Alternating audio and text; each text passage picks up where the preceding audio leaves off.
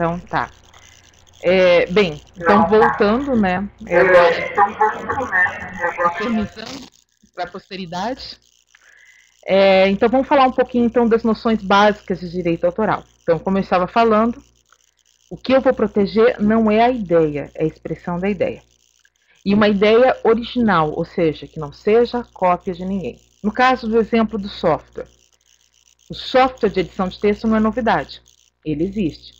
Só que se eu fizer um novo software que faz a mesma função, esse software vai ser original, porque eu não copiei de ninguém, mas não vai ser novo, né?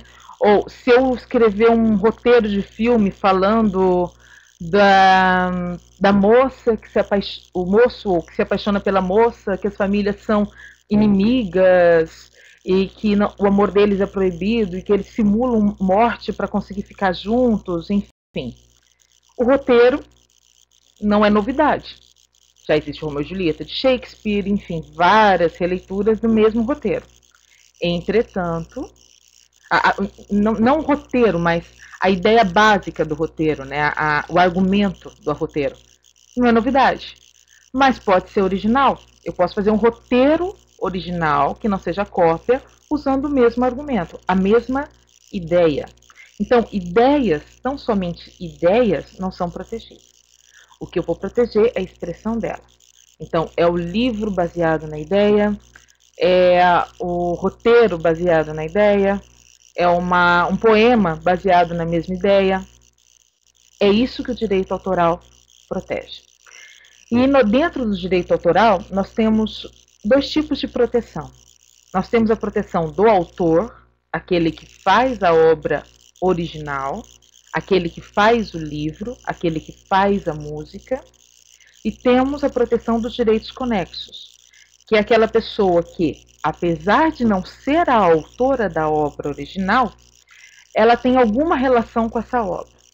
Por exemplo, eu posso ter feito a música, eu sou autora da música, mas a Elis Regina pode ter interpretado essa música.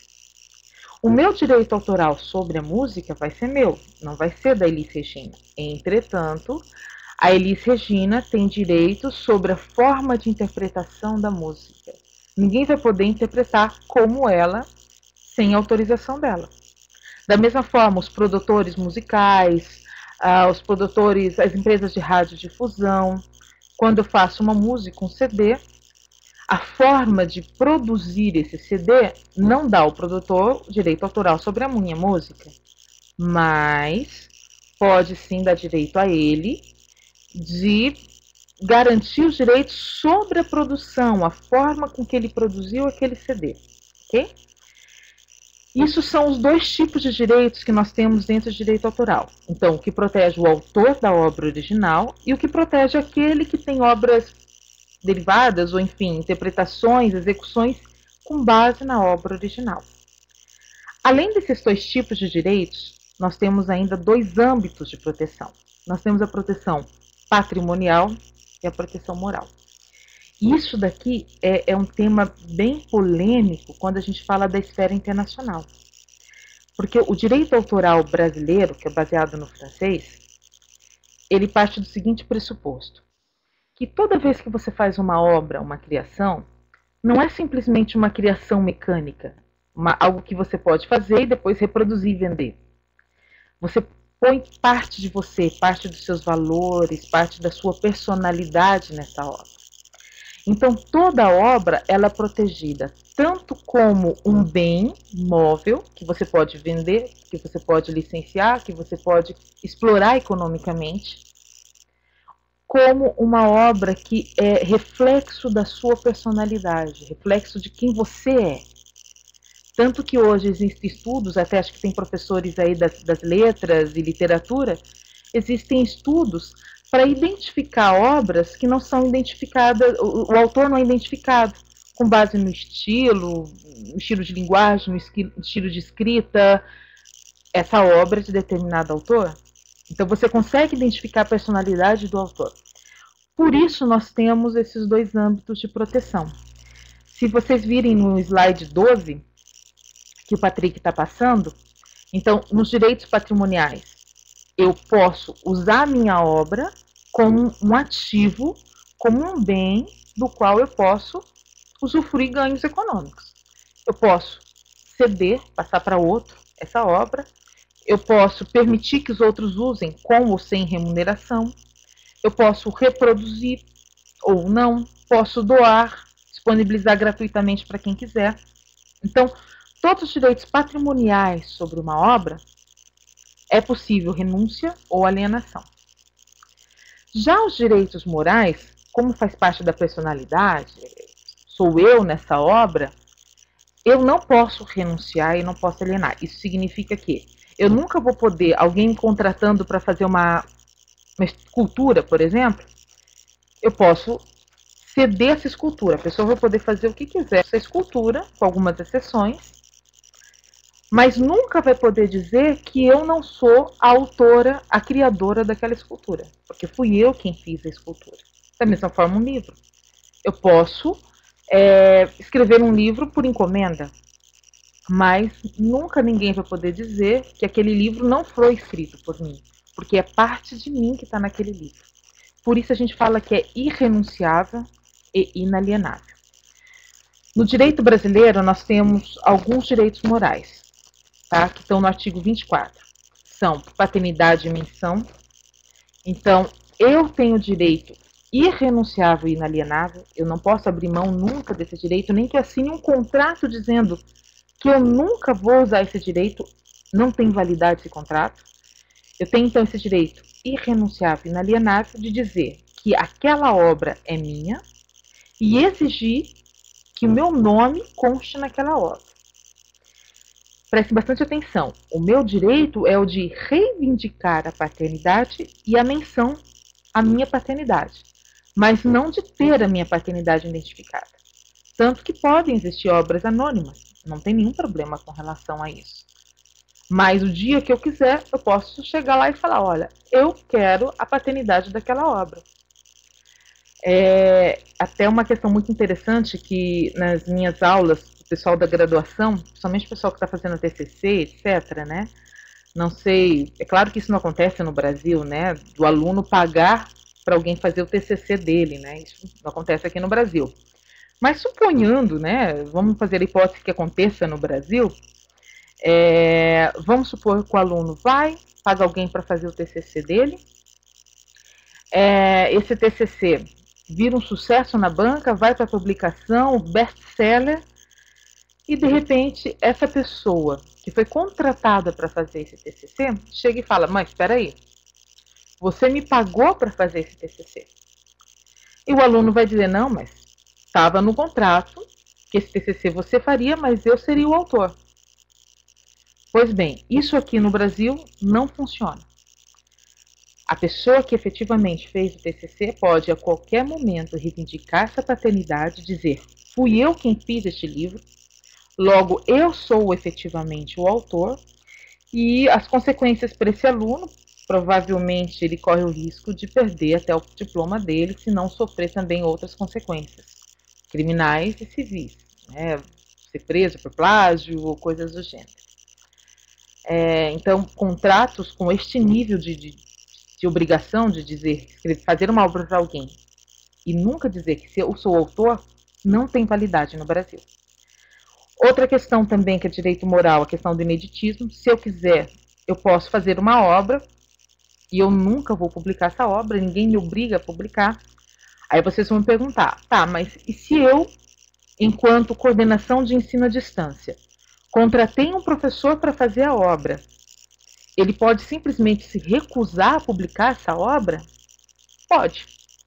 Isso não quer dizer que este professor não tenha que arcar com multa contratual ou com os danos que a não publicação da obra pode trazer para a editora ou para a coordenação de ensino à distância.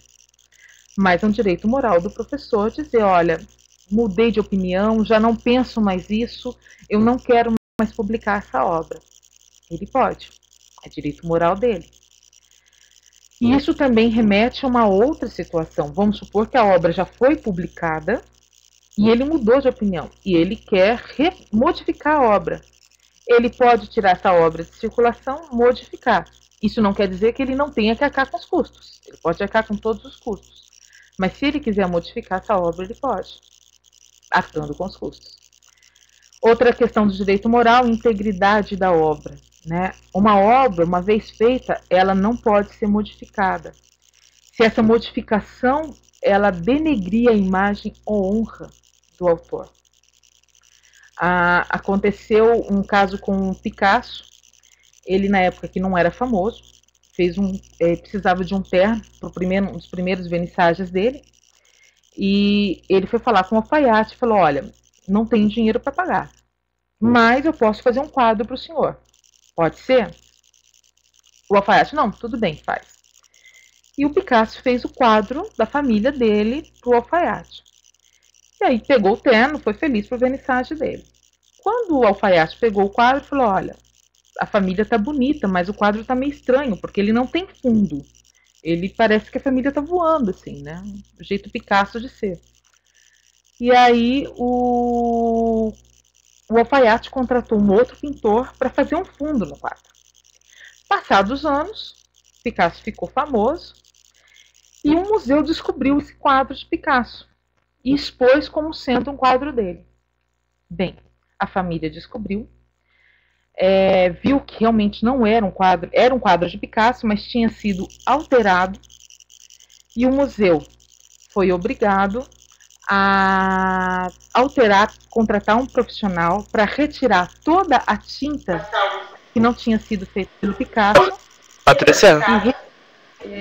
Oi. Diga.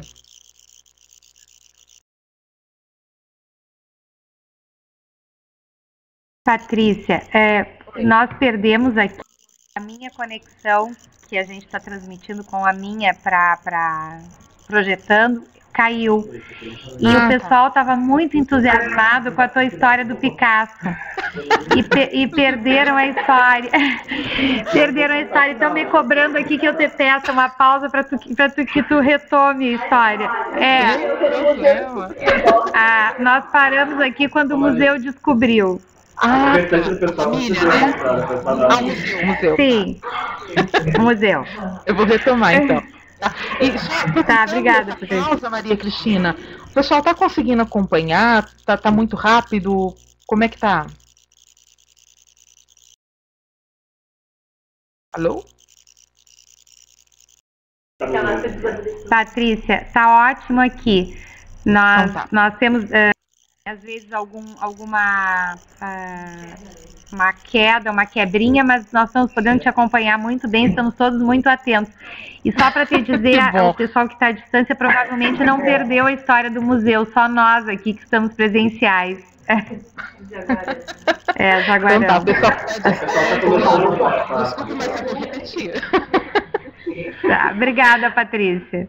Nada, imagina. Então tá, repetindo então a história do Picasso, né? Já que o pessoal de Jaguarão parou quando o museu descobriu o quadro, eu imagino.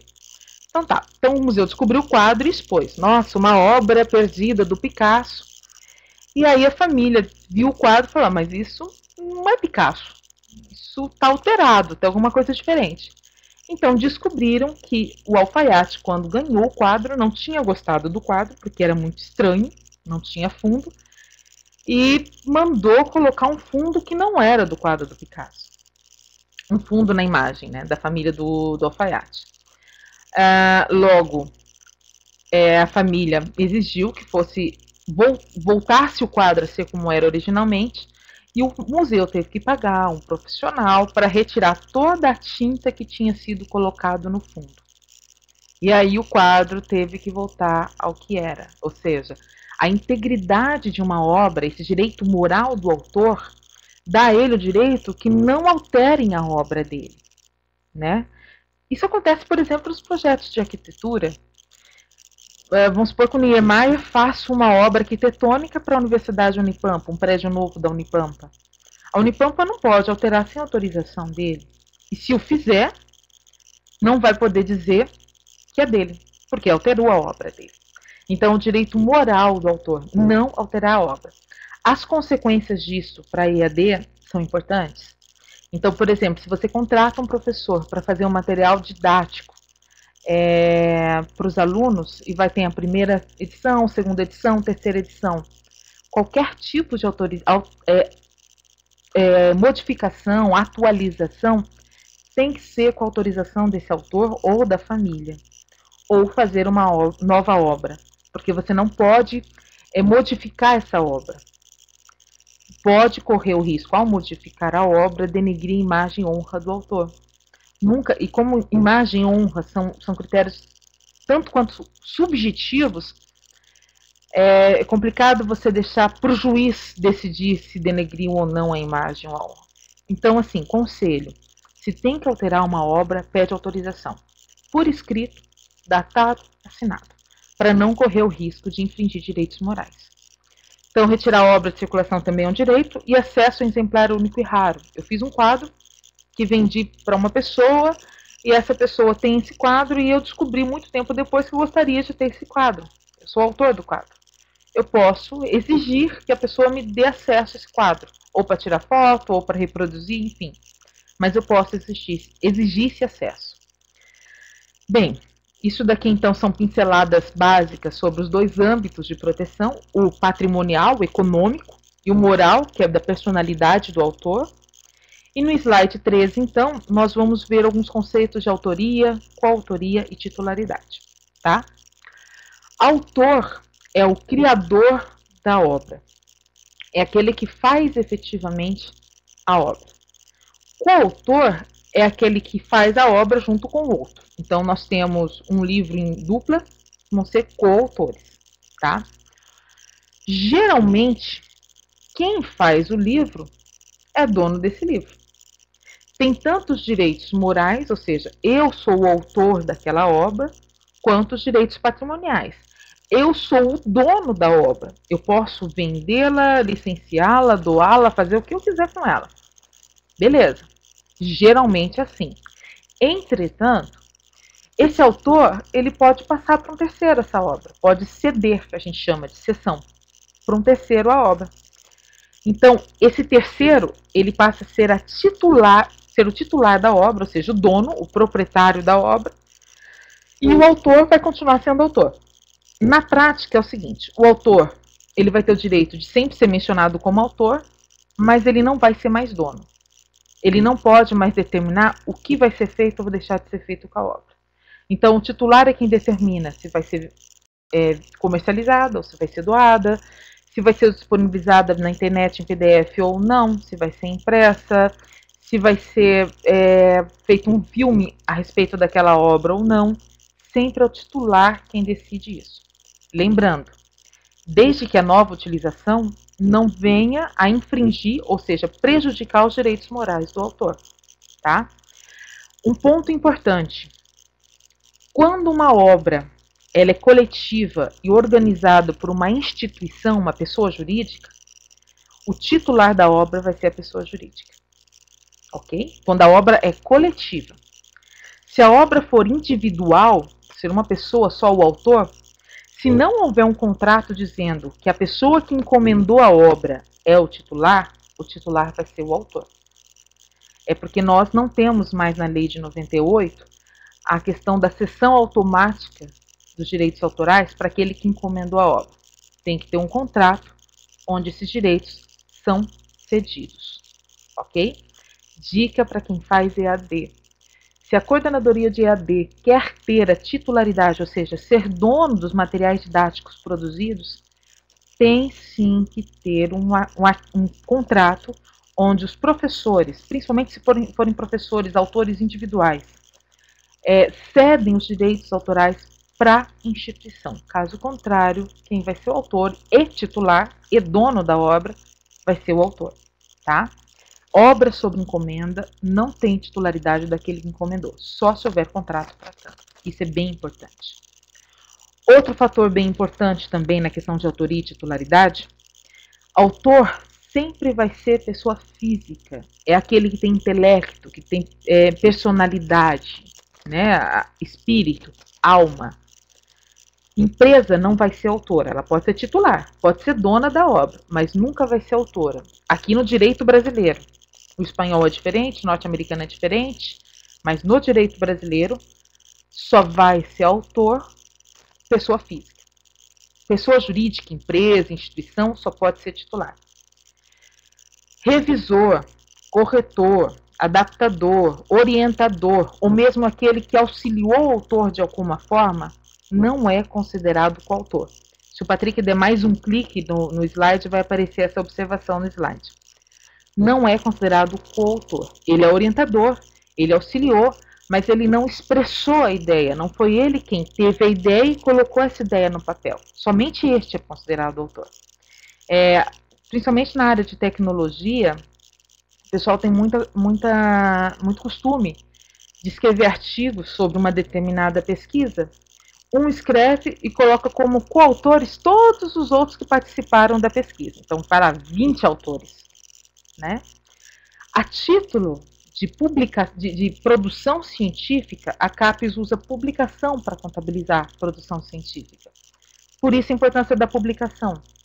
Mas a título jurídico de direito autoral, autor é tão somente aquele que escreve. Os outros que auxiliaram na produção dos dados, na tabulação dos resultados, etc., são pesquisadores, mas não são autores daquele artigo. Então, isso é uma crítica que eu faço até usar a publicação como contabilidade de produção científica, mas juridicamente isso não é a forma mais correta de usar como coautor. Aquele que ajudou o autor não é coautor. Autor é só quem escreve, tá? Que pode ser 3, 4, 5 pessoas escrever o mesmo artigo, não tem problema. Mas eles têm que efetivamente escrever. Então, nós temos ainda a questão de como disponibilizar essa obra. Por exemplo, se eu quero que o autor, ou seja, eu sou autor, eu quero que a pessoa apenas use a obra, mas que a obra não seja dela, que ela use por 1, 2, 3 vezes, independe, eu vou fazer um contrato de licença. Tá? É como se fosse um contrato de locação de imóveis. Ele pode usar a casa, mas a casa é minha, ele está usando. Ok? A licença para obras é mais ou menos nesse nível. Ele pode usar a minha obra, mas a obra ainda é minha. Eu determino o que acontece com ela. Ele só vai usar. Posso cobrar por isso ou não, um aluguel, um royalties, mas é minha. Já quando eu quero passar a minha obra, deixar de ser dono e fazer com que o outro seja dono daquilo, eu uso um contrato de cessão. É uma transferência de propriedade. Eu deixo de ser titular e passo a titularidade para outro. E esse outro pode passar para outro, enfim. Como se fosse um veículo, um bem móvel. Eu posso estar passando essa titularidade para outros. Isso nós damos o nome de cessão. Então, cuidado ao assinar um contrato, fazer um contrato onde o autor ele apenas permite o uso, ele não transfere a propriedade. O nome desse contrato é licença. Quando ele transfere a propriedade, o nome é cessão, tá? Ah, mas eu assinei um contrato que estava escrito cessão. Tá, tudo bem. Se o teor do contrato deu a entender que não houve transferência de propriedade, mas sim uma permissão de uso, tudo bem usar o termo cessão. O juiz vai entender que, na verdade, não era transferência de propriedade. Mas, agora que vocês sabem, os próximos contratos já pode usar o termo licença para uso e cessão para transferência de propriedade. Prazo de proteção. Tá? Então, são 70 anos contados de 1º de janeiro do ano subsequente ao falecimento do autor. Então, um livro ele vai ser protegido durante toda a vida do autor do livro e mais 70 anos após 1º de janeiro do ano subsequente à morte dele.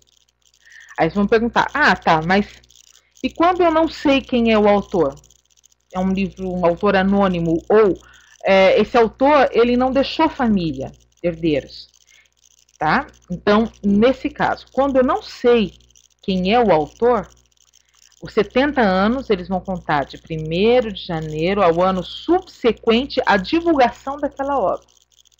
E quando o autor ele não deixa herdeiros, o direito autoral acaba quando ele morrer. Não tem esses 70 anos. Ainda existem, no caso de obras audiovisuais e fotografias, esses 70 anos são contados de 1º de janeiro do ano subsequente à divulgação do filme, da animação ou da fotografia, e não da morte do autor, ok? Fonogramas, transmissão e execução pública, os direitos conexos, no caso, também são 70 anos, contados do ano subsequente à fixação daquele direito conexo. Uma interpretação, uma produção de um CD, uma transmissão por empresa de radiodifusão, enfim.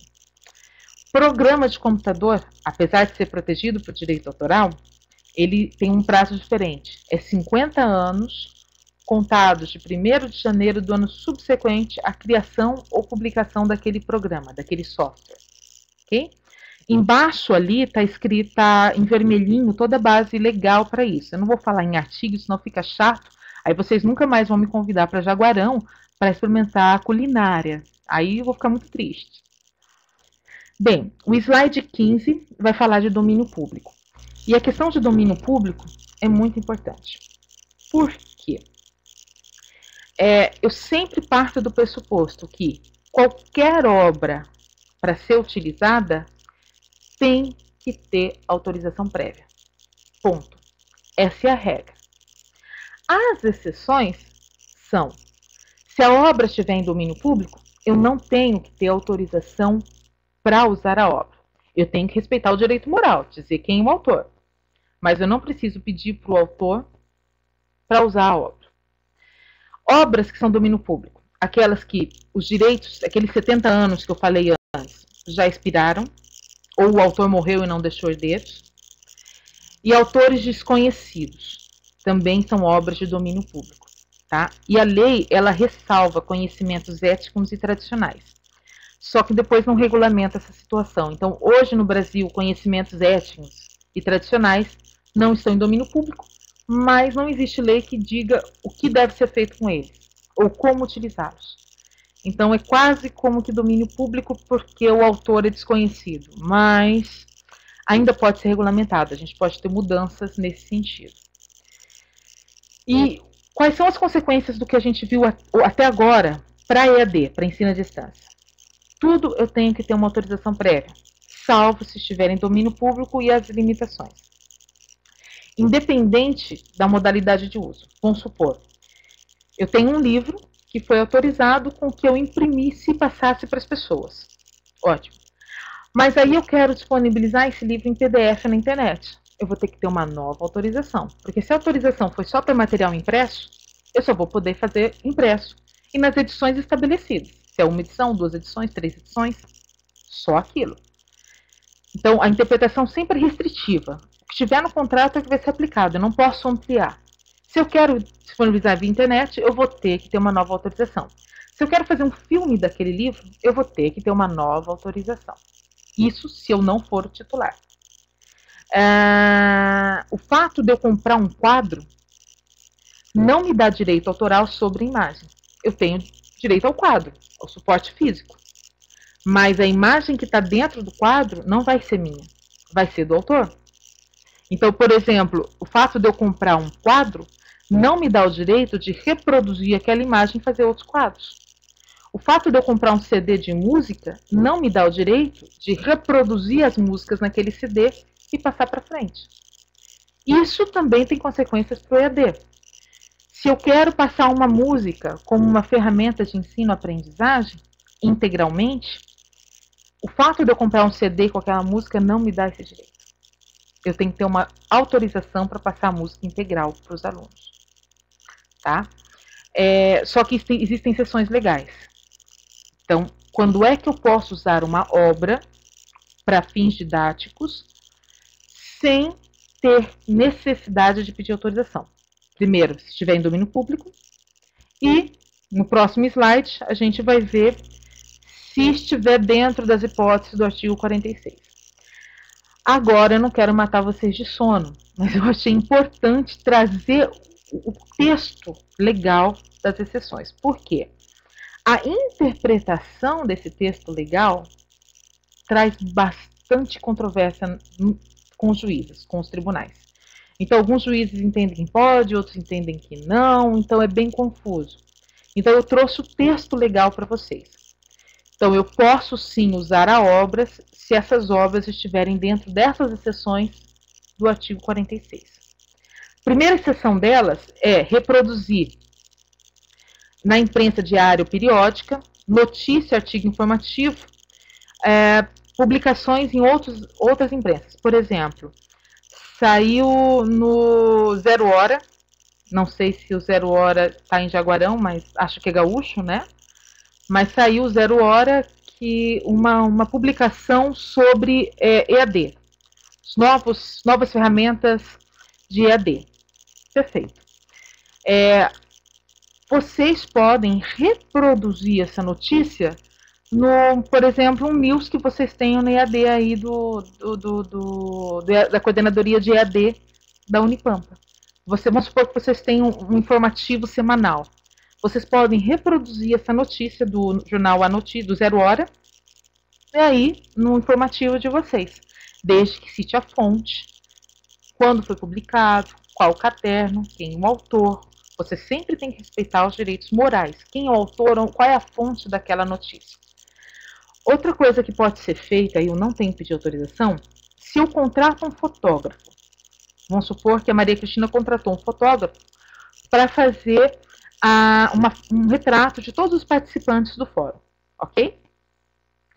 Eu não tenho que pedir autorização para o fotógrafo para usar essa fotografia em outro lugar.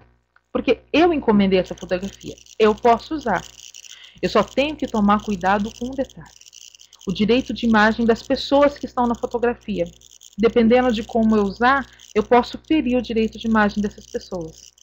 Então, ao usar uma fotografia, se as pessoas elas são efetivamente reconhecidas, elas estão muito em destaque, tem que ter autorização de uso de direito de imagem. Outra coisa que eu posso fazer e não preciso pedir autorização, usar livros normais hoje e passar para o sistema Braille. Eu posso passar qualquer livro para o sistema Braille, desde que eu não venda esse livro. Ou qualquer outro procedimento para deficientes visuais. Eu posso pegar, por exemplo, um código da Vinci, transformar o código da Vinci em sistema Braille e eu não tenho que pedir autorização, desde que este livro não seja vendido comercialmente, seja doado, disponibilizado para os deficientes visuais. Isso eu posso fazer e não preciso pedir autorização. No slide 17, reprodução e um só exemplar para uso privado do copista, desde que feita sem intuito de lucro. Vamos supor, eu vou na biblioteca, pego um livro e vou copiando alguns trechos deste livro. Essas cópias eu posso fazer, desde que um exemplar só, né?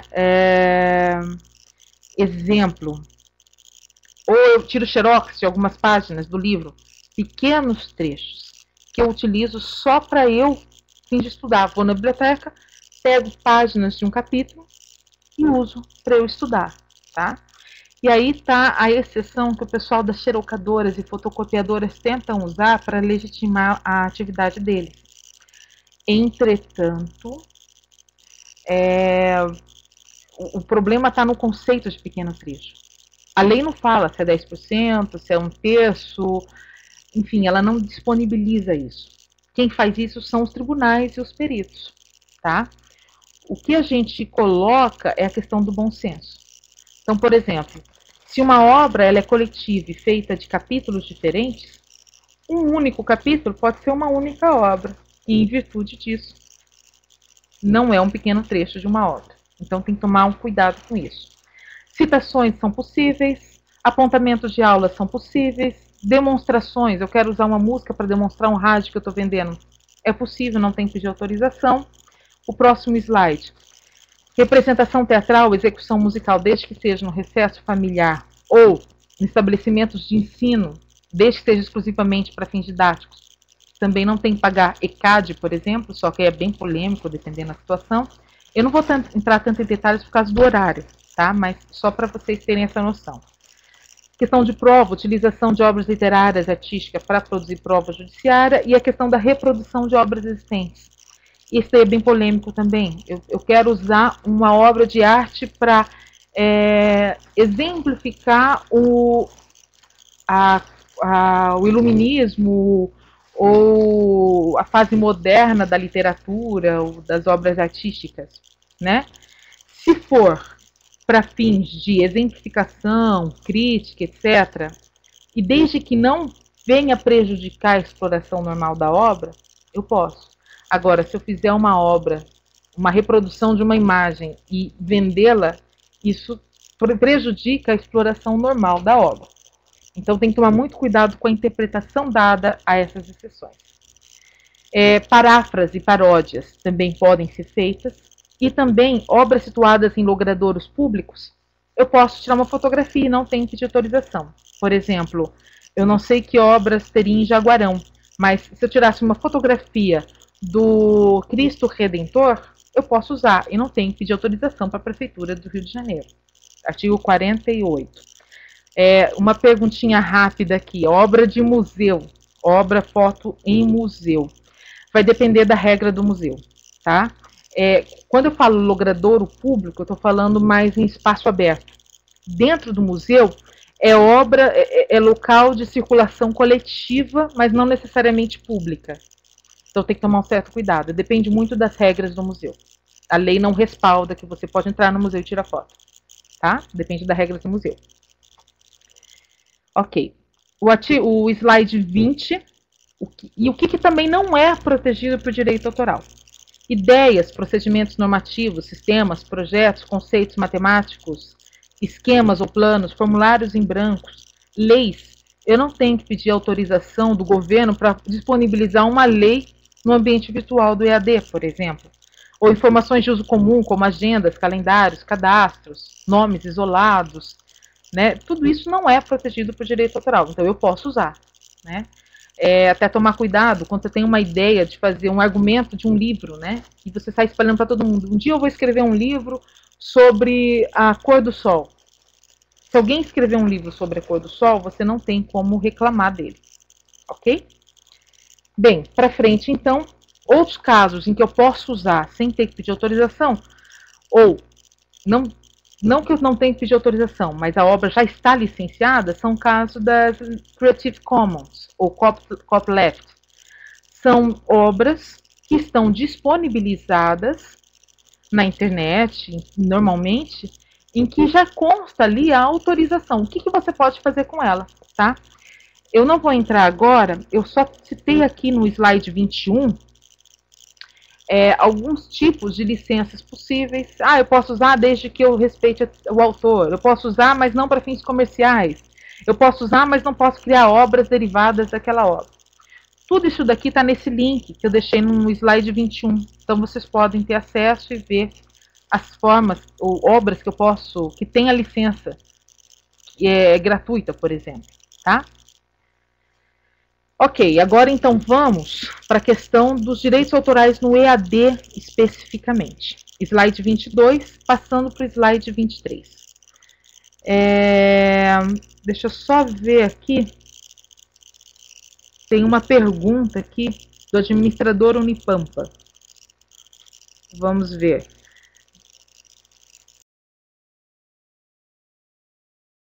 Quais os direitos e restrições? Apertar. Virgem Maria. Deixa eu ler aqui. Uma questão. Considerando o seguinte trecho de um termo de cessão de direitos autorais.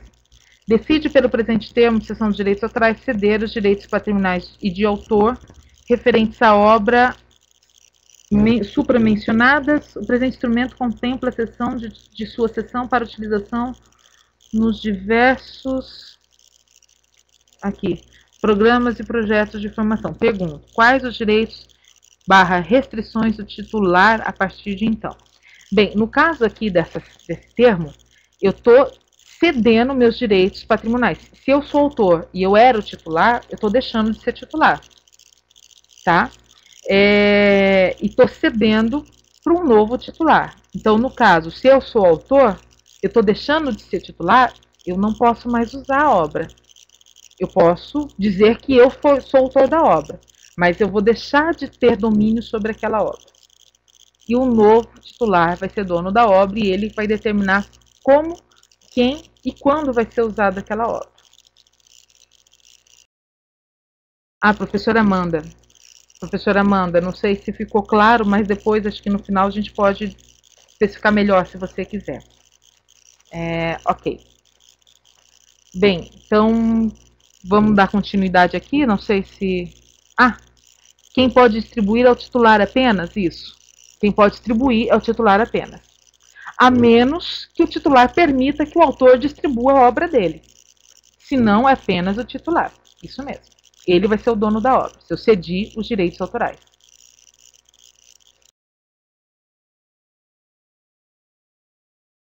Sobre o Creative Commons.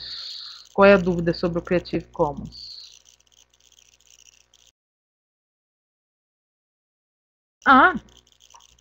Tudo assim, depende qual é o tipo de licença do Creative Commons, tá? A EAD, o ensino à distância, pode usar assim. Vamos supor, tem uma imagem, um banco de imagens que permite o uso dessa imagem para fins didáticos, posso fazer releituras dessa imagem, e eu tenho uma licença específica que permite isso, tranquilamente, posso usar e não tenho que pagar nada. Mas sempre tenho que dizer quem é o autor ou da onde eu tirei aquela imagem, qual é o banco de imagens da onde eu tirei aquela imagem, tá? Isso daqui é muito importante. O fato de uma imagem estar na internet não quer dizer que ela é domínio público, muito pelo contrário. Existem empresas que têm um setor específico só de uso indevido. Você usa a imagem dela, ela vai deixando usar. Em um determinado momento, ela vai lá e te cobra pelo uso. Tá? Então, tomar muito cuidado com o tipo de licença de imagens, ok? Tá. Vou esperar. Caiu a conexão. Acho que não, em Jaguarão? Não sei exatamente.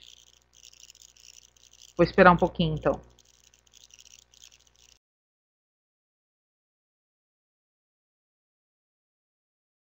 Tá. Ok, eu volto. Tá. Vamos supor. Eu tenho, então, uma imagem, uma foto de tipo falso, seja.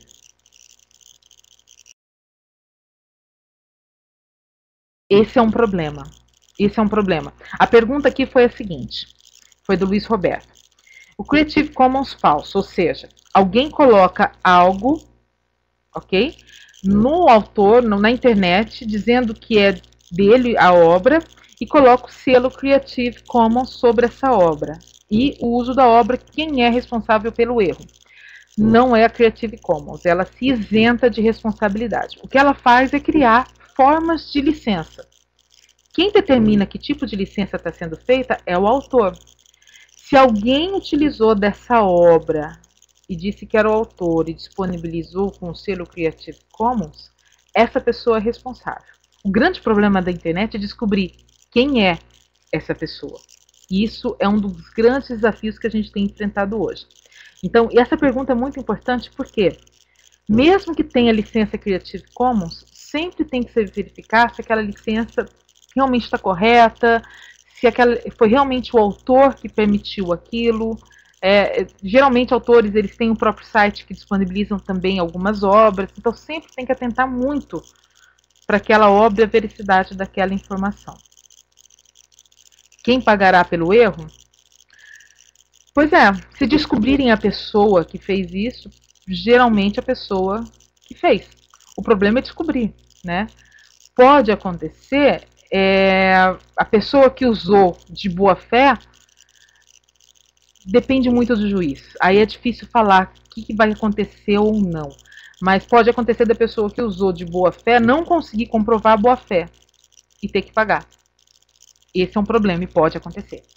Mas eu tenho alguns precedentes no judiciário que pode dar algum respaldo, mas não é maioria.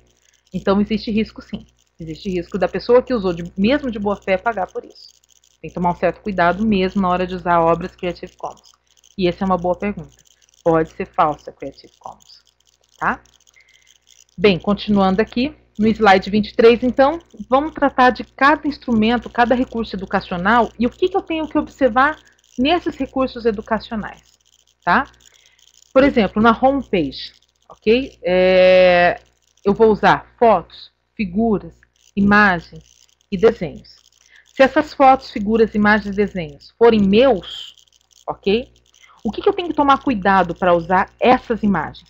Primeiro, se aparece alguém, a questão dos direitos de imagens, fui eu quem fiz a imagem. O direito autoral é meu. Mas a pessoa que aparece na imagem pode não querer aparecer. Então tem que tomar cuidado com a pessoa que aparece, direito de imagem dela. Outro cuidado. Se eu encomendei para alguém fazer aquela imagem, sempre fazer um contrato cedendo os direitos autorais. O fato de ter encomendado não me dá o direito autoral. Eu tenho que ter no contrato cedendo, tá? E a questão de alteração dessas imagens. Vamos supor, eu pedi para alguém fazer esse mapinha do Rio Grande do Sul que eu tirei do site da Unipampa, né?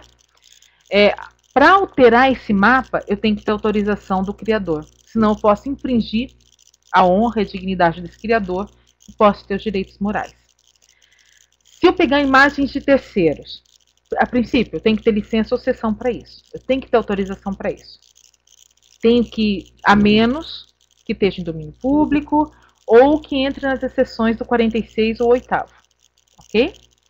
Tenho que respeitar o direito moral, eu tenho que citar a fonte de quem é o autor, e o fato de estar na internet não quer dizer que está em domínio público. Tomar muito cuidado com isso. Permissão legal, ok? Reprodução de obras plásticas.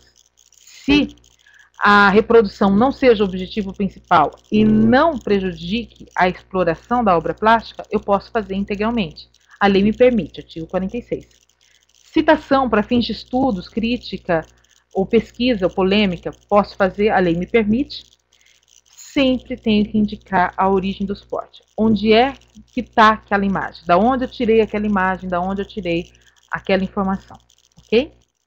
Slide 24, eu vou falar de logo e marca. Também são direitos de propriedade intelectual, só que é propriedade industrial, não direito autoral.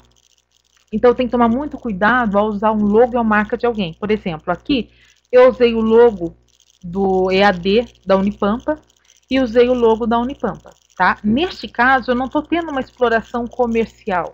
Eu não estou concorrendo com a Unipampa. Eu usei numa apresentação didática, sem fins lucrativos, só para demonstrar o que pode ser protegido. Nesse caso, eu posso usar e não precisaria da autorização da Unipampa. Entretanto, se eu quisesse vender esse meu slide, já teria algum risco. Provavelmente seria interessante, vamos supor que eu seja uma empresa de EAD, e se eu quiser vender esse slide, usar o logo da Unipampa, posso gerar concorrência desleal, é um pouco complicado, tá? Então, a questão de concorrência desleal, marca, etc., também tem que ser observado no ensino à distância, ok? Uso de logos de outras instituições. No slide 25, a interface, por exemplo, essa daqui é a interface que eu vejo do web conference de vocês. Vamos supor que essa interface ela tem uma forma de organização que simplifica e traz um diferencial. Eu posso proteger essa interface por desenho industrial, que é propriedade industrial e não direito autoral. Os desenhos, fotos, imagens usados na interface, os quadradinhos, os textos explicativos são protegidos por direito autoral.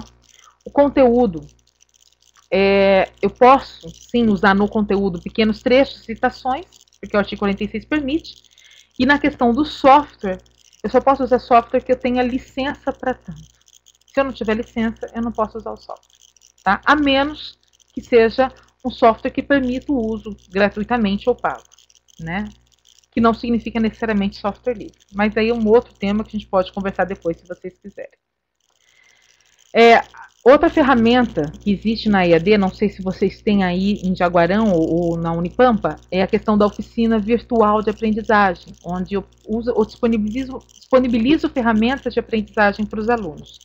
Então, é possível esse uso para os alunos. O que eu tenho que observar, o que eu posso usar nessas oficinas sem infringir direitos autorais? Por exemplo, esquemas, planos, formulários, procedimentos normativos, ideias, calendários ou até regulamentos, eu posso disponibilizar isso sem ter que pedir direitos autorais, porque não são protegidos pelo direito autoral, que é o artigo 8º.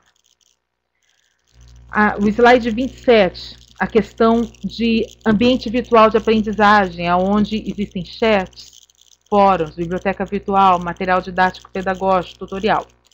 Nesse é muito importante observar as questões de direito autoral, principalmente a biblioteca virtual. Às vezes a gente disponibiliza um PDF que a gente baixa da internet e coloca na biblioteca virtual da universidade. Não necessariamente é permitido. Você tem que ver como o autor disponibilizou aquele PDF na internet. O fato do PDF estar na internet não quer dizer que você pode disponibilizar para outras pessoas. Tem que ter licença para tanto, tá? Geralmente os autores colocam embaixo se pode ou não utilizar, mas, enfim, tem que tomar cuidado com isso, ok? Fóruns e chats. Vamos supor que teve um chat muito interessante, ou um fórum, onde as perguntas e respostas ficaram muito legais, muito informativas, e eu quero publicar aquilo. Legal. Mas, para publicar aquilo, eu tenho que ter autorização de todas as pessoas que participaram daquele fórum. E citar a autoria. Ok? Aí vamos supor que tem 10 pessoas participando e uma não quer, enfim, não quer autorizar. Então eu retiro a parte dela, se for possível. Vamos supor que seja uma obra divisível, eu consigo identificar quem participou com o quê. E eu retiro a parte dela e publico o resto. Agora vamos supor que ao retirar a parte dela, eu tiro uma parte importante do texto, que fica sem sentido. Então nisso eu torno uma parte indivisível do autor. Né? Ou eu faço uma paráfrase do que ela disse, ou se eu não consigo identificar o que ela disse, eu vou verificar quantos coautores existem e aí eu voto por maioria. Aí eu publico se a maioria autorizar. Ok? Sempre tem que citar as fontes, independente se houve autorização ou não. É direito moral, tem que citar fontes. Tem que ter a exceção e licença prévia. E se eu tenho licença para imprimir aquilo e disponibilizar, eu não vou poder fazer aquilo em PDF e disponibilizar na internet. Eu tenho que ter uma autorização específica para disponibilizar na internet. Né? Questão de tutorial e contrato de cessão, né? Autoria e titularidade. Quem faz o tutorial explicando como faz, também tem direitos autorais. Eu tenho que ter um contrato cedendo os direitos autorais sobre aquele tutorial para a instituição de ensino. Ok? Slide 28. A questão da biblioteca, pedimos. Aqui, isso é outra coisa. Os direitos autorais na interface ainda. Ambiente virtual de aprendizagem, né? Então, a biblioteca virtual. Se eu for usar material próprio meu, perfeito. Eu vou lá e disponibilizo. Vamos supor que eu tenho um livro. Eu publiquei esse livro já há muito tempo, nem é mais publicado, e eu vou disponibilizar para os alunos. Ótimo, posso fazer, não tem problema nenhum, ok? Entretanto, eu tenho que tomar cuidado com uma coisa chamada direito de edição. Vamos supor que eu acabei de mandar esse livro para a editora ainda está explorando esse livro. Eu não vou poder disponibilizar esse livro, a menos que a editora autorize, ou, ok? A obra já esteja esgotada. Considera-se esgotada se tiver em torno de 10% da tiragem daquela edição. Neste caso, eu posso usar o livro, se a editora autorizar, ou se o meu contrato não tiver exclusividade com a editora, ou se a edição estiver esgotada. Isso, material próprio. Tem que tomar cuidado com isso, se eu usei editora. Se for material de terceiro, tem que ter autorização, ou Creative Commons, se for possível verificar a veracidade daquela informação, tá?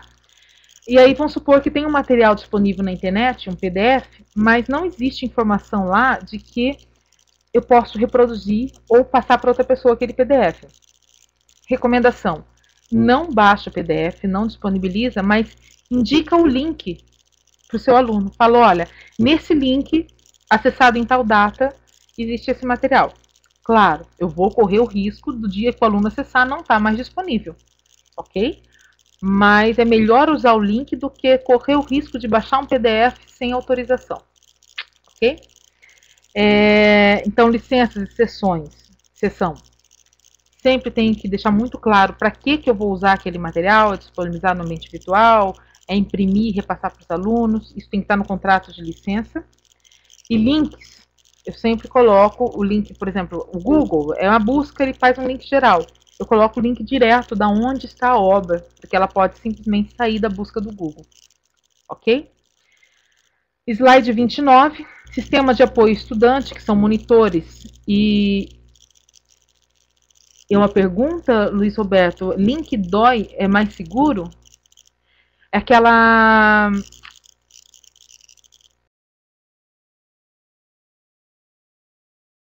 Ah, tá, é uma afirmação. Concordo. Concordo, bem lembrado, Luiz.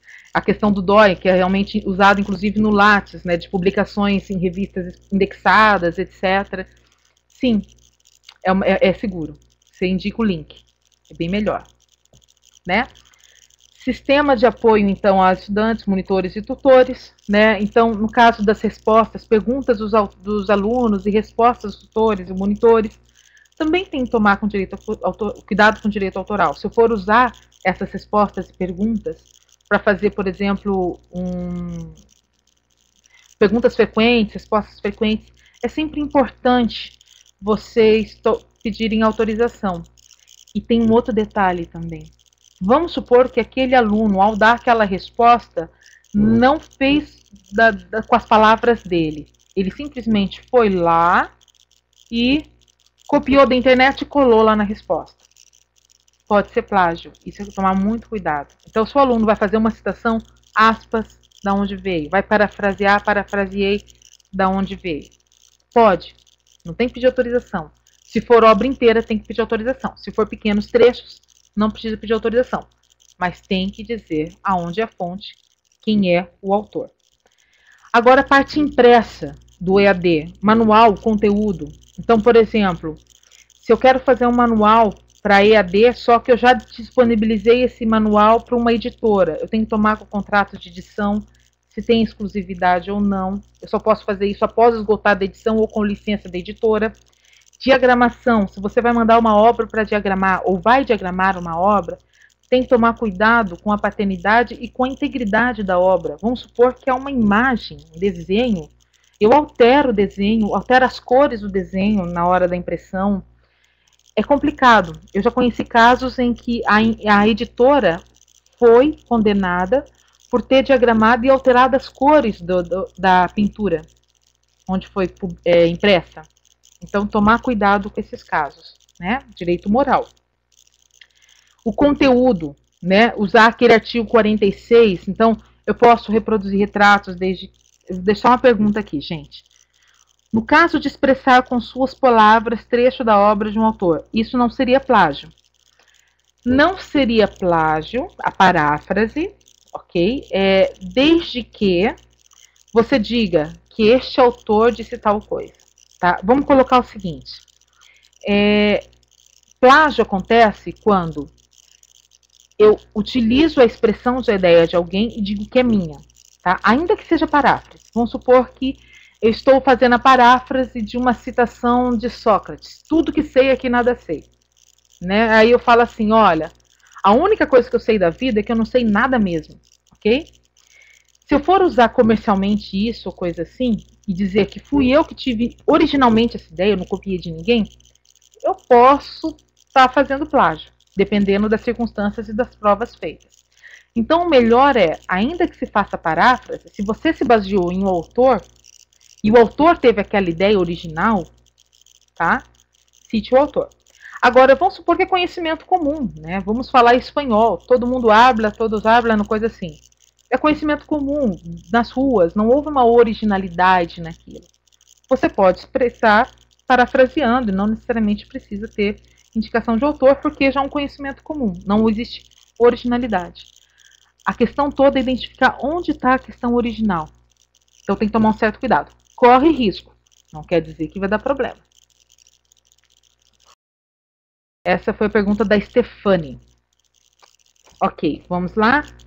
Então, a questão dos limites no conteúdo, tudo aquilo que a gente viu no artigo 46, eu posso fazer sem ter que pedir autorização, mas tem que tomar cuidado para ver se efetivamente eu tenho essa autorização legal. O slide 32, fotos, imagens, textos, letras de música, tá? Se for minhas fotos, minhas imagens, letras de música, eu tenho que verificar se eu não dei uma licença exclusiva para uma outra pessoa antes. Se eu não dei licença exclusiva, ou seja, não permiti o uso exclusivamente, somente a pessoa que eu permiti o uso pode usar, eu posso usar. Se for de terceiro, se for pequenos trechos, entra na exceção do 46. Se for obra inteira, artes plásticas até posso usar, desde que eu não impeça a reprodução normal da obra. Agora, caso contrário, eu tenho que ter licença prévia. Autoria e titularidade. Sempre tenho que indicar a questão dos direitos morais, tomar cuidado com adaptações, porque eu posso denegrir a imagem de integridade ou paternidade da obra. Se o autor quiser conservar a obra inédita, ele tem esse direito. Não quer dizer que ele não tem que arcar com os custos e multa contratual, mas ele tem esse direito.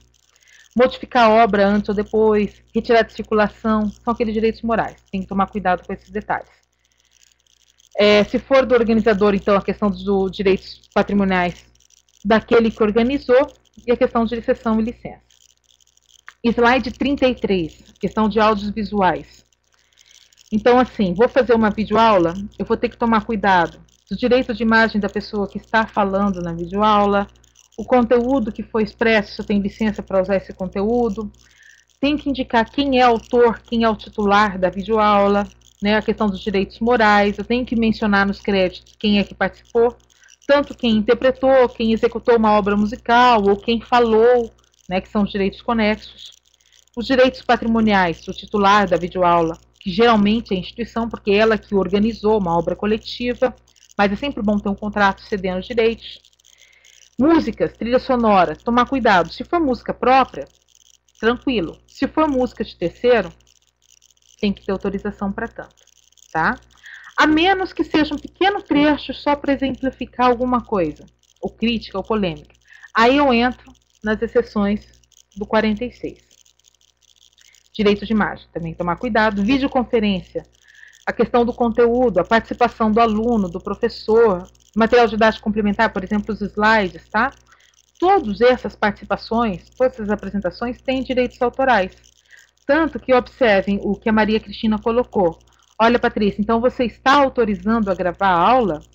Perfeito, autorizei. Então, neste caso, não infringe direitos autorais, porque há uma autorização expressa minha para gravar a aula. Caso contrário, não poderia ser gravada a aula. Esse é um exemplo de uma boa prática na questão de EAD. Uso de videoconferências posteriormente, né? Então, publicações, no caso, teria que ter uma licença minha para reproduzir isso em outros lugares. Se é internet, se é etc, etc, tem que ter minha licença com essa gravação que está sendo feita hoje. E é o cuidado que a Maria Cristina está tomando para passar isso para vocês, ok? Gente, desculpa acelerada aqui no final, mas é que como a gente ainda tem um tempinho de perguntas, eu não queria, e pelo jeito das divulgações aqui toda, né, no bate-papo, eu acredito que vocês tenham bastante perguntas, então eu não queria tomar muito esse tempo. Seria isso por enquanto. Abrir espaço então para perguntas. Acho que é isso, né, Patrick? Tem pergunta. Então tá, Luiz, estou à disposição. Ah, tá. Antes de abrir para pergunta, eu queria só mostrar para vocês alguns links que são interessantes, que podem ajudar. Pode ser?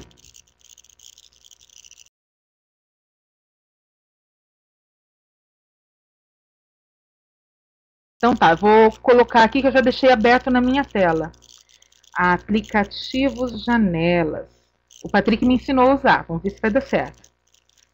Então, o link da Lei 9.610, né? Que é a Lei de Direito Autoral. Recomendo que vocês... Oxe, cadê? Utilizem isso aqui, tá na internet. Se vocês colocarem lá, Lei 9.610, vocês vão ter acesso a todos os artigos de direito autoral.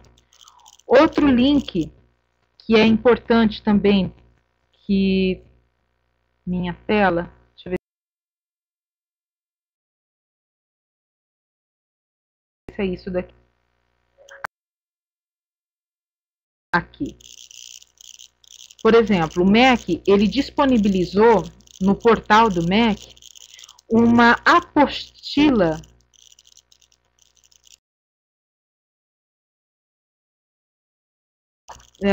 bem, o Patrick pediu para esperar um pouco aqui.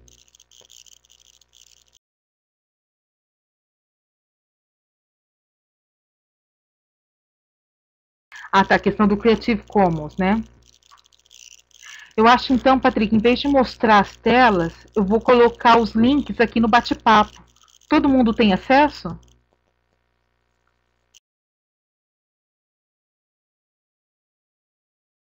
Então cancelo aqui. Entendi. Eu vou colocar os links no bate-papo então para vocês, tá? Deixa eu pegar aqui o link da lei 9.610, que é a lei de direito autoral. Esse daqui. O link... Oxi, esse daqui não. O link da apostila de direitos autorais do MEC, que eu comentei com vocês, tá aqui.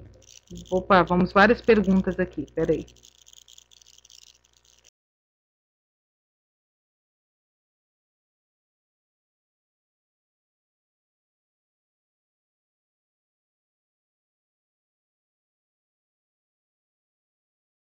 Vamos lá, devagar.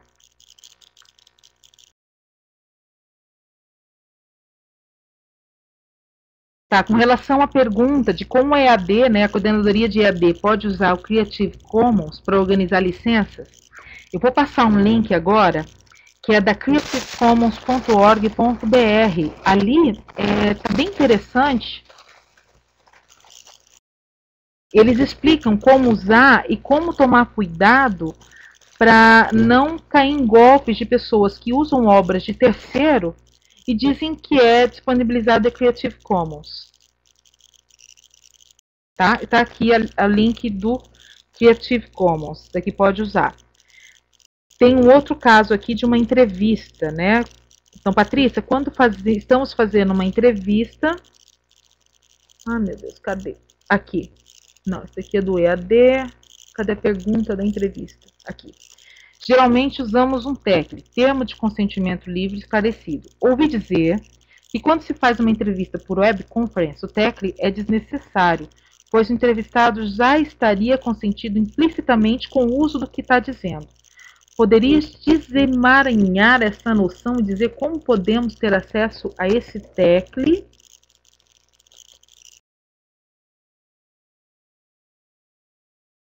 Sem contar com a assinatura do entrevistado? Assim, todo termo de consentimento nada mais é do que uma espécie de papel onde eu provo uma expressão de vontade, né? Por exemplo, para gravar essa videoconferência agora, eu não assinei nenhum papel com a Maria Cristina. Entretanto, está gravado na própria videoconferência que eu autorizei o uso dela. E eu falei isso oralmente. A oralidade, o falar oralmente, também é uma forma de expressão de vontade, tá? A única questão do oral é que é difícil você provar que a pessoa oralmente, verbalmente, autorizou aquilo. Agora, se o próprio entrevistado, na entrevista dele, diz, olha, eu autorizo você usar a minha entrevista para isso, isso, isso e aquilo, tá? Ele expressou a autorização dele. E eu tenho como provar que ele expressou a autorização dele. Autorizações verbais são possíveis. O problema da autorização verbal é você provar que ela foi feita. Por isso a importância do papel. Mas se eu tenho como provar que ela foi feita, eu posso usar. Não sei se seria essa especificamente a sua pergunta, Ariel. Mas, enfim, estou aqui. O Luiz perguntou a questão da Lei 9.610, fala em anonimato, mas anonimato é permitido no Brasil?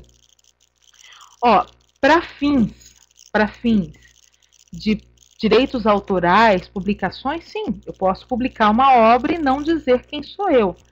Né? A questão é responsabilização por danos morais, etc., que daí é uma outra esfera.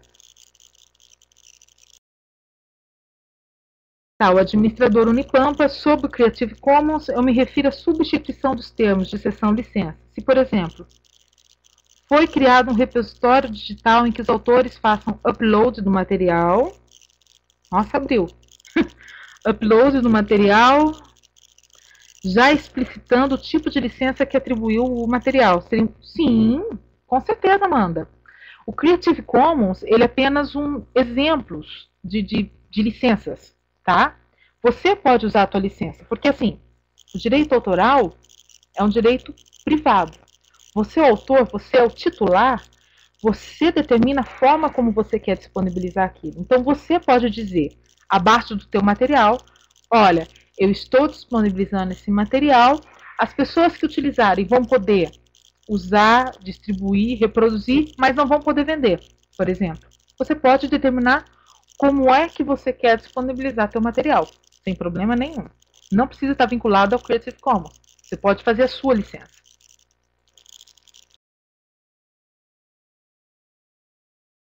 Aqui, o Ariel. O problema é provar que ele autorizou verbalmente a gravar a entrevista, uma vez que, quando ele autoriza, eu ainda não comecei a gravar. Imagino que a solução seja pedir autorização para a gravação antes de começar a gravar e, depois de autorizado, repetir a pergunta para registro. Seria um cuidado interessante. Assim, o papel é interessante para você provar. Se você tiver como, por exemplo, o entrevistado está ali na tua frente, ou pode mandar por e-mail uma autorização, manda por e-mail uma autorização, tá? E depois na gravação você repete a pergunta, olha, você realmente autoriza? É uma forma de provar isso. É realmente a questão da prova que é o problema. Ah tá, a Unipampo falou que a questão de licenças próprias dos autores seria uma forma de organização material produzido. Sim, com certeza. Onde os autores já colocam ali no material que tipo de licença ele pode usar. Ok, a Stefane está fazendo uma pergunta aqui, correto?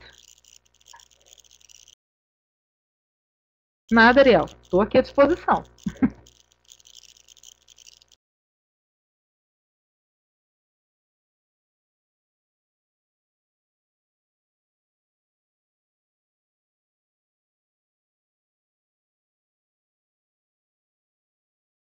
Pessoal, vocês estão recebendo os links que eu passei?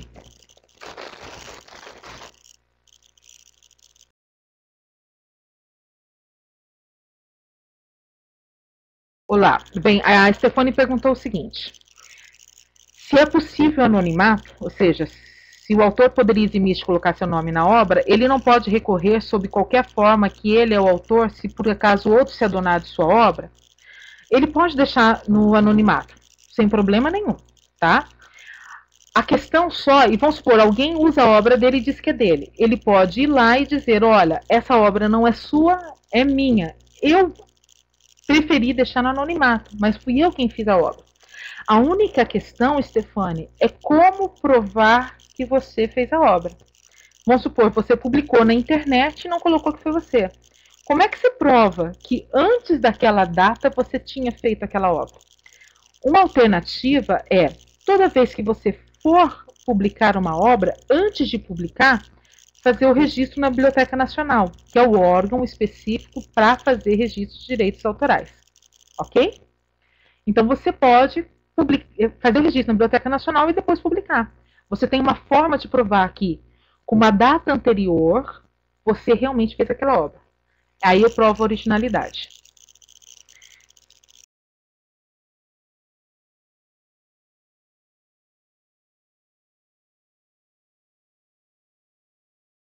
Aqui mais um link sobre políticas culturais da biblioteca, do Ministério da Cultura, que tem alguns temas interessantes sobre tecnologia da sociedade da informação, para vocês lerem.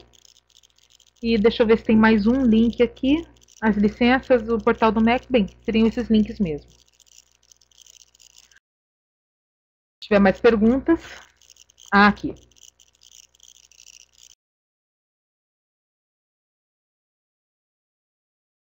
Então tá, foi perguntado o seguinte, a Amanda pergunta, né? Se dois professores organizam um livro com capítulos produzidos por vários autores, mas não usaram o termo de cessão, subiu aqui, peraí, de cessão ou licença de direito autoral, aqui, que tipo de problema pode gerar? Todos estão de boa fé, tá bom, eu sei. Pode gerar o seguinte problema, a pessoa que publicou esses artigos, esses capítulos, não querer a publicação, tá? E você não tem como comprovar que ela, ainda que verbalmente, autorizou essa publicação, ok? Então, sempre é importante, né? Pode ser que não dê problema nenhum, que as pessoas, enfim, não reclamem, mas sempre é muito importante ter esses termos de licença e exceção para publicar um livro, ok? Uma questão interessante é assim, a lei até dá uma saída, vamos supor que você já fez isso, não tem a seção deles, tá? A lei até tem uma saída, se eu não me engano, o artigo 11 da lei fala assim, que obras coletivas, tá, organizadas por uma pessoa ou uma instituição, a titularidade vai ser dessa pessoa ou instituição. Obras coletivas, ou seja, vários autores. Então, eu até posso alegar o artigo 11. Mas até explicar que focinho de porco não é tomado, ou seja, até comprovar tudo isso, vai dar um pouco de dor de cabeça. Então, o melhor, se é possível prever, é fazer a licença antes, a autorização dos autores. E até a cessão, se for o caso, pegando a titularidade do artigo para a instituição. A cessão significa o seguinte: o autor deixa de ser dono, isso significa que o autor não poderá mais usar aquele artigo, tá? Isso é bem importante. Não há de que, Amanda, estou aqui para isso.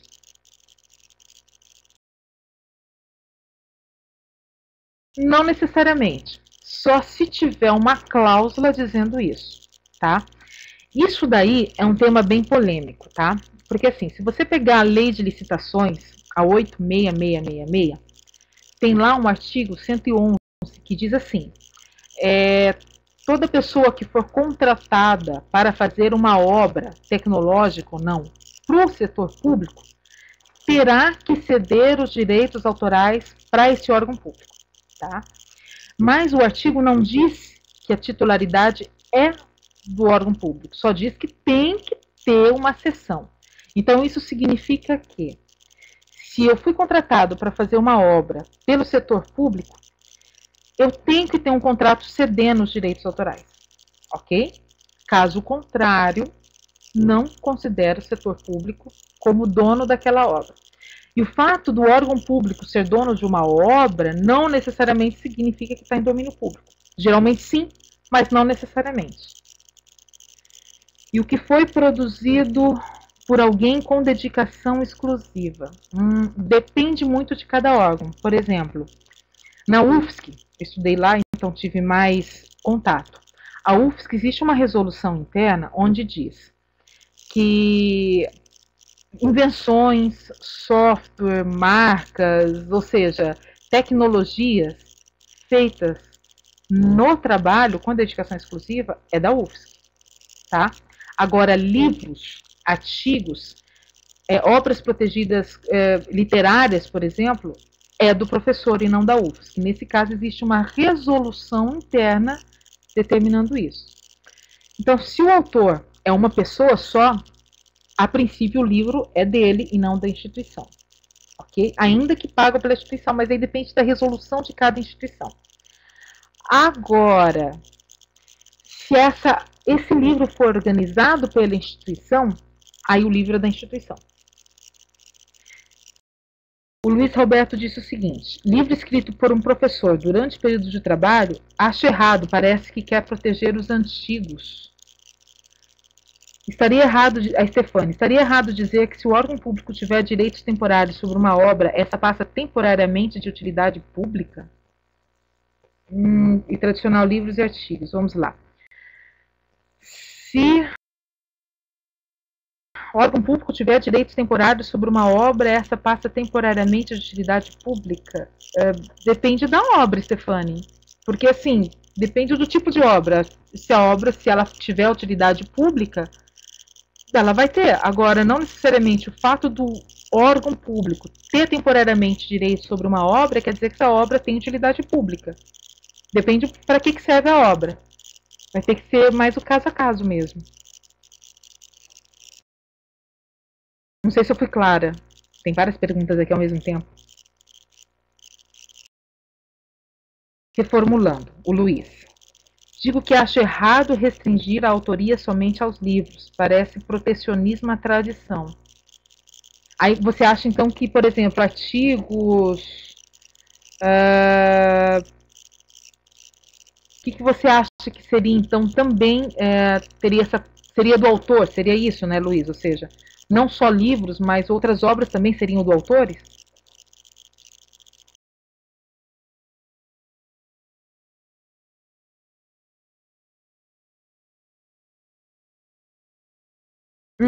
Tá, não, com certeza. Realmente o livro é o mais tradicional, tá? Mas você tem que analisar muito a resolução de cada instituição, tá? Algumas instituições deixam mais claro, livros, websites, etc. A questão muitas vezes é o bom senso, né? Se o professor tem uma homepage como o dele, um website como o dele, professor Luiz Roberto Brudner, eu vou pedir desculpas, eu não sei falar o seu nome, professor, mas enfim, Luiz Roberto Brudner, né? Você fez um site para o senhor, tá? Para o senhor disponibilizar os seus artigos científicos, ok? Em nenhum momento o senhor está usando o nome da instituição, está usando o seu nome, enquanto pesquisador, professor, enfim. Nesse caso, se não há nenhuma resolução dizendo o contrário na instituição, a autoria é sua, sem problema, pode explorar como quiser. O problema é utilizar o nome da instituição, questões institucionais. Aí sim poderia ter algum problema, até por questão de concorrência, né? Não necessariamente, mas é o vínculo à instituição, como se aquela página o senhor estivesse usando enquanto instituição e não enquanto sendo do senhor. Agora, se for uma página do senhor, direito autoral do senhor, se não tiver nada na instituição dizendo o contrário, né?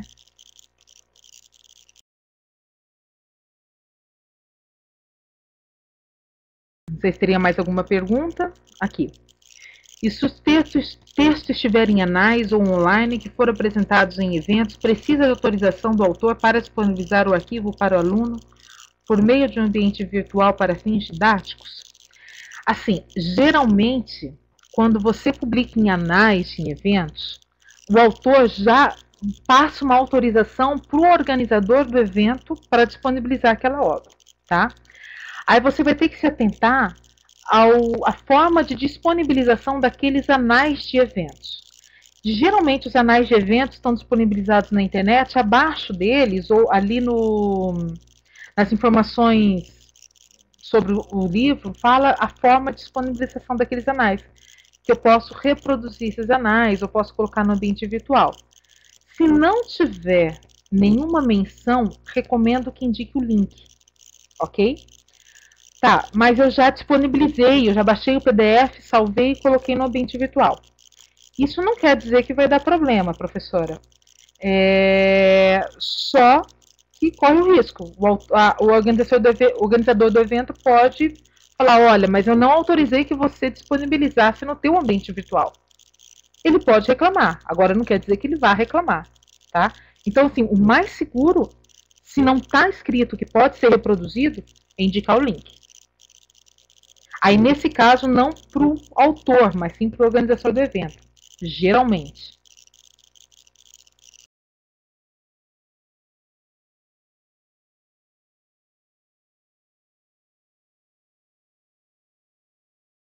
Não sei se teria mais alguma pergunta.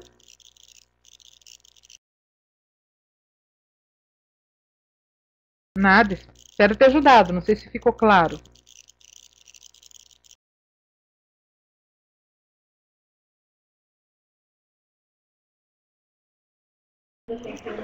Patrícia, está me ouvindo? Estou ouvindo sim.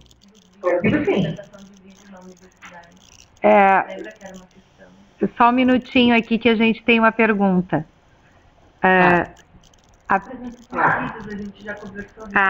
Patrícia, a questão da apresentação de vídeos na universidade, por exemplo, filmes, né? Filmes que tem, a gente apresentando filmes na universidade, ele teria um caráter educacional.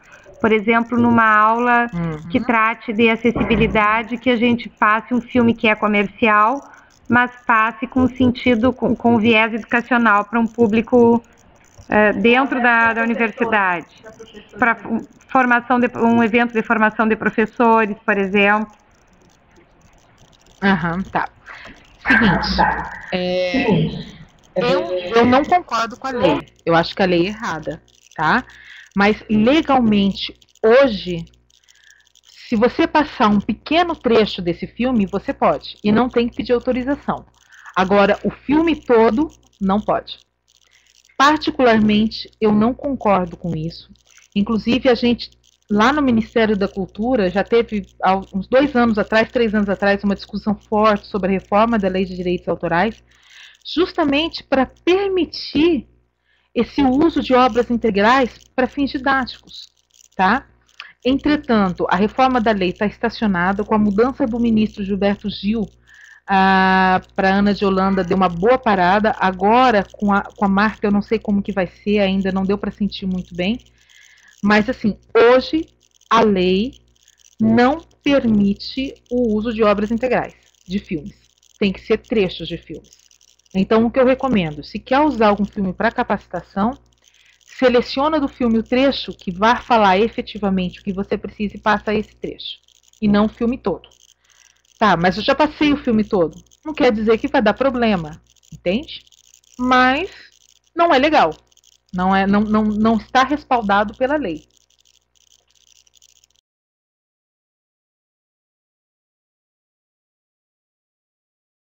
Não sei se ficou clara a pergunta. A resposta, não vai? Patrícia, ficou claríssima. Eu te agradeço muito. Aqui nós temos uma outra pergunta, a professora Maria do Socorro. Ela vai fazê-la. Tudo bem, Patrícia? Por exemplo, ela está me escutando? Está ouvindo bem, Patrícia? Estou ouvindo sim. Sim? Tá. Eu sou professora de língua espanhola. E muitas vezes eu uso propagandas que estão disponíveis na internet, no YouTube, né, para trabalhar a habilidade auditiva. São propagandas de 3, 4, 5 minutos, né? Eu posso usá-las em sala de aula para fins educativos? Assim, o fato de estar no YouTube não quer dizer que possa ser usada, tá? Assim, tem que observar qual é a licença daquela obra. Mas como uma propaganda comercial, o risco diminui, mas não quer dizer que não tenha risco. Sempre observa que no YouTube as pessoas disponibilizam o material, né? E às vezes colocam lá embaixo como é que pode ser utilizado. Se não, eu recomendo entrar no site da produtora ou da gravadora de que fez o comercial para ver se está disponibilizado no próprio site dela, que ela pode dizer qual é a licença. Tá? Assim, professora, não quer dizer que você, ao usar um comercial, esteja infringindo qualquer direito autoral. Assim, as pessoas... O detentor do direito autoral vai entrar com uma ação contra a senhora, mas corre risco. O que eu recomendo é assim, se são 3 minutos de uma propaganda, e a propaganda inteira, tenta usar um pequeno trecho da propaganda, diminui pela metade, por exemplo, não usa a propaganda inteira, que daí você vai estar respaldado pela lei. Você está usando um trecho da propaganda.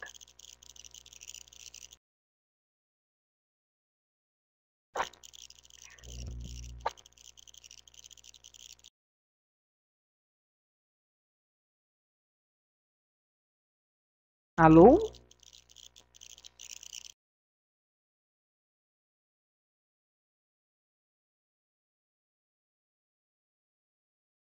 Não, mas...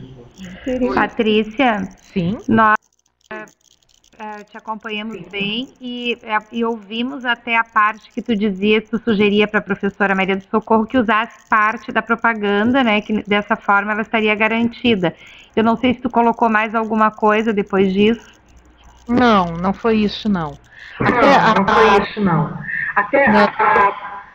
Eu só usei esse termo mesmo, até a sugestão da propaganda. Usar parte dela. Até uma coisa que a professora Maria dos... Uma coisa que é protegida pelo direito autoral...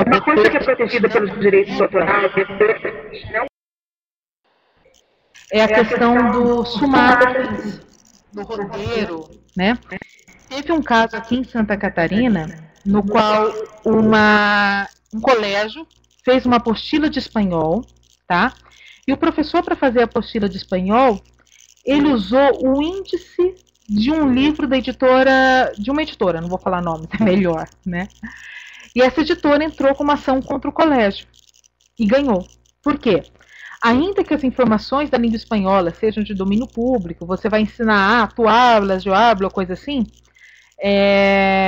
a forma de organizar essa informação, de passar essa aprendizagem, é protegido pelo direito autoral.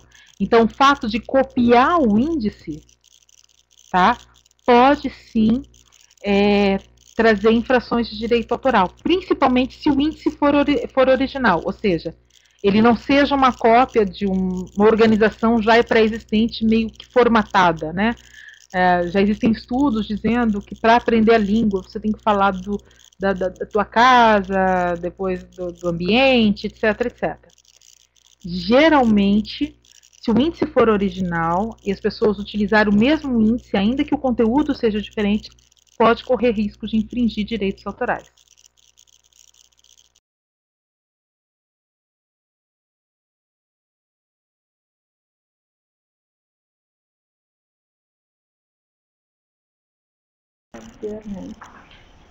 Mas tá ok para mim. Patrícia, nos ouve? Sim, estou ouvindo. Certo.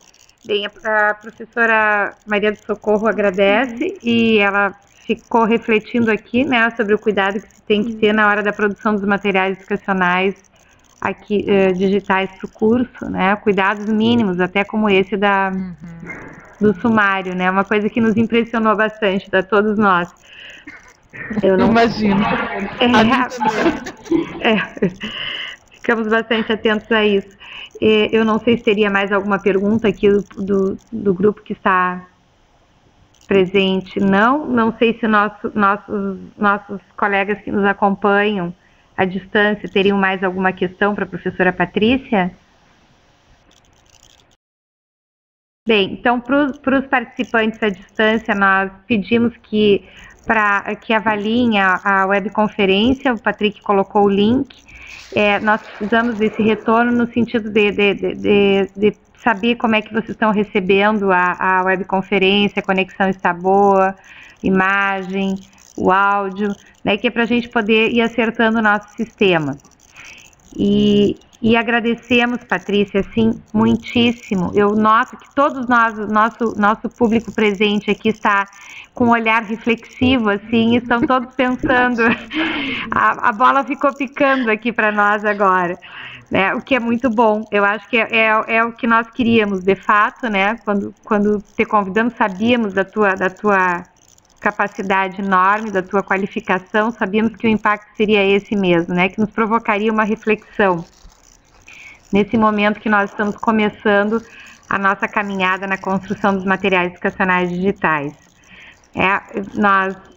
Eu reforço mais uma vez a quem está aqui presente, nossa plateia à distância, que tu foste assim muito solícita conosco, né? Não é só esse momento que a Patrícia está conosco agora, nós já tivemos outros momentos para testar a webconferência. A Patrícia gentilmente abriu espaço na agenda, né, para estar conosco. E então, assim, nós não temos palavras realmente para te agradecer e ficamos com o compromisso de te trazer presencialmente aqui para Jaguarão, especialmente depois desse convite da professora Maria do Socorro ao passeio gastronômico. Na fronteira, né? Na fronteira, fronteira. De toda a fronteira, quem sabe. Isso. Ficamos com esse compromisso. E agradecemos, então, mais uma vez, e deixamos a palavra à tua disposição. Imagina. Eu que agradeço o convite, realmente é um prazer. Como eu já tinha falado, eu gosto muito do Rio Grande do Sul, gosto muito do povo, apesar de não ser gaúcho, tenho uma admiração muito grande por vocês. E assim, parabenizo por essa iniciativa. Infelizmente, são poucos os programas que se preocupam com as questões de direitos autorais. E ainda tem aquela cultura que o fato de estar na internet você pode usar à vontade. Não é verdade. Corre risco, sim, né? Essa preocupação mostra a seriedade com que vocês estão assumindo esse desafio e eu tenho certeza que vocês vão ter muito sucesso ainda. várias vitórias. E sempre que precisar, se tiver mais alguma dúvida, no slide tá o meu e-mail, pode entrar em contato, telefone, o que eu puder ajudar. Talvez eu demore um pouco para responder, mas o que eu puder ajudar, vai ser um prazer, com certeza.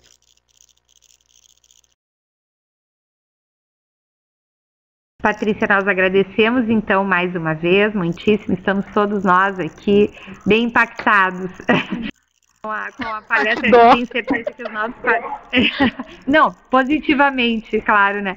E os nossos participantes à distância também, sim, com certeza, com certeza. E te convidamos, se tu quiser continuar conosco, nós agora devemos, na sequência da programação, apresentar um produto aqui do grupo de Jaguarão, que é uma minuta de um manual para a produção de materiais educacionais digitais. Embora eu saiba que a tua agenda ela é muito repleta de compromissos, então também te deixamos à vontade, caso tu precise sair, fica à vontade, caso tu queira participar conosco. Agora pela manhã temos então esse grupo que apresenta o manual, à tarde, às 14 horas, a palestra da professora Amanda sobre acessibilidade, e depois uma roda de conversa sobre as produções que já estão sendo feitas pelos 3 grupos proponentes de cursos à distância na instituição. Essa é a nossa agenda de hoje, Patrícia. Tu estás convidada a nos acompanhar, caso possas. Bem que eu gostaria, mas infelizmente vou ter que sair correndo agora. Fica à vontade, mas eu desejo Patrícia. um bom dia para vocês e que aproveitem bastante. Certo, muito obrigada mais uma vez, um abraço de todos nós aqui presentes e dos nossos participantes à distância também. Obrigada, Patrícia. Imagina, eu que agradeço. Tchau, tchau. Tchau.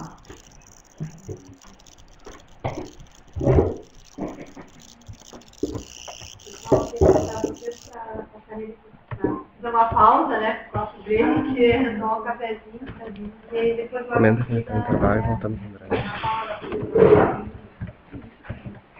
Eu queria deixar baixando aqui durante a webcam. Eu aproveitei a Bem boa, não foi bem